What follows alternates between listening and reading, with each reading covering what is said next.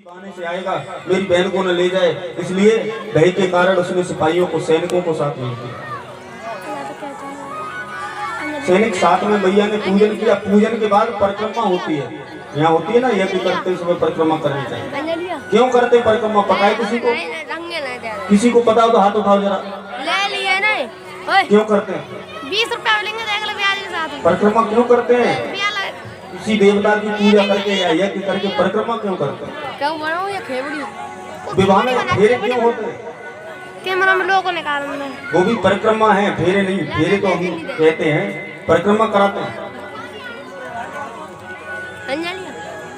पहले कौन आगे रहता है? फेरे होते हैं तो लड़की लड़का? देखिए लड़की। घर जाएगी, ले लिए। फेरे वो परिक्रमा होते हैं हर जगह। क्यों होते हैं पता नहीं किसी को।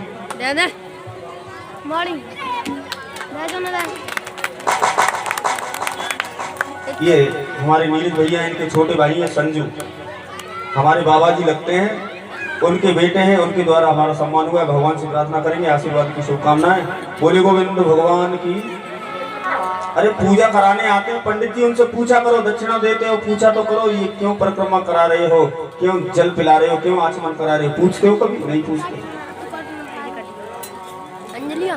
3 बार आचमन क्यों करते हैं? 4 बार क्यों नहीं करते? 5 बार क्यों नहीं करते? ये ऐसी नौटंकी नहीं है, सबका विधान है। मस्तक पर तिलक क्यों लगाते हैं? क्यों लगाना चाहिए? चरणामृत क्यों पीना चाहिए? शास्त्र कहता है विष्णु पादोदकं पीत्वा पुनर्जन्म न विद्यते। जो भगवान के चरणों तक का पान करता है उसका जन्म फिर नहीं होता, आवागमन से छूट जाता है। विष्णु चरणोदकं पीत्वा पुनर्जन्म न विद्यते। परिक्रमा करते हैं तब प्रभु, शास्त्र में मंत्र है यानि कानि च पापानि जन्मांतर कृतानि च। जाने में, अनजाने में, करने में, कराने में जो भी हमसे पाप बने हो प्रभु, यानि कानि च पापानि जन्मांतर कृतानि च। इस जन्म में, उस जन्म में जितने भी पाप हुए हों, मंत्र कहता है यानि कानि च पापानि जन्मांतर कृतानि च तानि सर्वाणि नश्यन्तु प्रदक्षिणायाम पदे पदे। प्रभु मैं आपकी परिक्रमा कर रहा हूँ, एक एक कदम में मेरे समस्त पापों को नष्ट कर देना। बोलिए भक्तवत्सल भगवान की जय।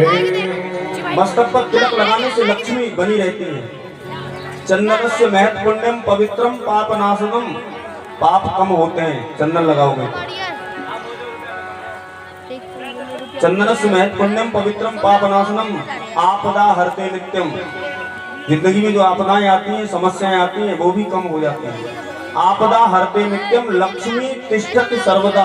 उसके घर में हमेशा लक्ष्मी प्रचुर मात्रा में बनी रहती है, कभी लक्ष्मी घर से नहीं जाती। लेकिन हमें शर्म आती है, तिलक कैसे लगाएं, कैसे चोटी रखाएं। शास्त्र कहता है स्वधर्मम निधनम श्रेया पर धर्मो भयावह। अपने धर्म के लिए प्राण दे दो, वही श्रेयस्कर है, तुम्हारे लिए अच्छा है। धर्मो रक्षित रक्षित। तुम धर्म की रक्षा करोगे, धर्म तुम्हारी रक्षा करेगा। इसलिए हमें जो भी सनातन हमारा सिखाता है, हिंदू धर्म, सनातन धर्म जो हमें आदेश करता है, उसका पालन करना चाहिए। आज मैया ने पूजा की, सिपाही चले साथ। भैया ने कहा परिक्रमा कर लूं, अभी घर चलूंगी। क्यों पीछे पीछे घूम रहे? और जैसे ही पीछे गई, भगवान खड़े हैं रथ लेकर। रुक्मिणी रथ में बैठी, भगवान चलाने लगे। बोले रुक जाओ, तुम मन चलाओ, मैं चलाऊंगा। क्यों? तुम क्यों चलाओगी? बोले तुम रथ चलाओगे तो लोग कहेंगे कि ये लोग ये भगा करके ले गए। मैं चलाऊंगी तो ये नहीं कहेंगे कि लड़का भगा के ले गया है, लड़की ले गई है, भैया रथ चला के। उसकी कोई कमी नहीं। तुम इस कलंक से बच जाओगे। आज मैया स्वयं रथ की लगाम हाथ में पकड़े रथ चला रही है, भगवान बैठे हैं पीछे।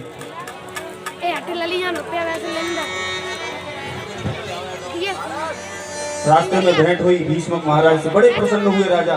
मन में सोच रहे हैं जिसको मैं अपने हृदय से अपना दामाद चाहता था वो ही आ गए। बहुत बड़ी कृपा हुई प्रभु आपकी। अब नगर में मत जाओ, अपने नगर के लिए चले जाओ। भगवान रुक्मिणी को रथ में बिठाकर चले। सिपाही ने देखा, दौड़ करके गए, शिषपाल से कहा तुम्हारी बहन को भगा के ले गया।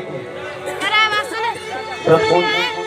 रथ कौन चला रहा था? बोले रुक्मिणी रथ चला रही थी और कृष्ण पीछे बैठे थे। रुक्मिणी ने कहा शिशुपाल से, भैया चलो तुम शादी किससे करोगे? तुम्हारी दुल्हन को तो कृष्ण ले गया। सेवकों ने कहा कृष्ण नहीं ले गया, तुम्हारी बहन रथ चला रही थी, वो तो बैठे थे। अब दूल्हा नहीं गया। बोले हम शादी करने आए थे, मरने नहीं आए हैं, शादी और हो जाएंगी, हम नहीं जाएंगे। कोई नहीं गया। जरासंध भी आया है बारात में, वो भी नहीं गया। कहा भैया बहुत छवि आया, उससे कोई किसी की पेश नहीं जाएगी, कोई नहीं गया। रुक्मिणी अकेला गया। नीचे मंड करके जाइए। भगवान को गालियां देता है। भगवान ने रथ रोका, जैसे ही मारना चाहा रुक्मिणी ने पकड़ लिया, कहा इसको मत मारो, भाई है मेरा। जीवन में सब कुछ मिल जाता है, भैया नहीं मिलता, इसलिए इसको मत मारो, छोड़ दो। आपका साला है, अब तो रिश्तेदार हो गया है, छोड़ दो उसको छोड़ दिया। ऐसे नहीं छोड़ा, गालियां दे रहा था तो सिर मुड़वा दिया, मूंछ कटवा दी, एक नाम बसा लिया उसने भोजकट नगर, उसमें रहने लगा। वहां नहीं गया, अपने नगर में नहीं गया। बलराम जी को मालूम पड़ा कृष्ण कहाँ है। किसी ने कहा ब्राह्मण देव आए थे तो उसे दिखाई नहीं देते। उधर से बलराम जी सेना को सजा करके ला रहे। रास्ते में भगवान मिले, दोनों द्वारका में पहुंचे, साथ में कन्या है। सभी द्वारका वालों ने भगवान के विवाह के लिए सुंदर सुंदर मंडप सजाए, सबने द्वार दरवाजे सजाए, अपने केले के खम्भे, बंधनवार, रंगोली इत्यादि सब।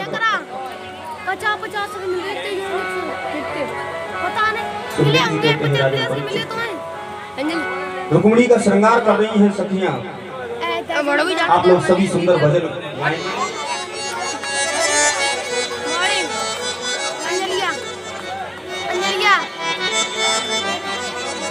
ये हमारे संतु भैया हैं महावीर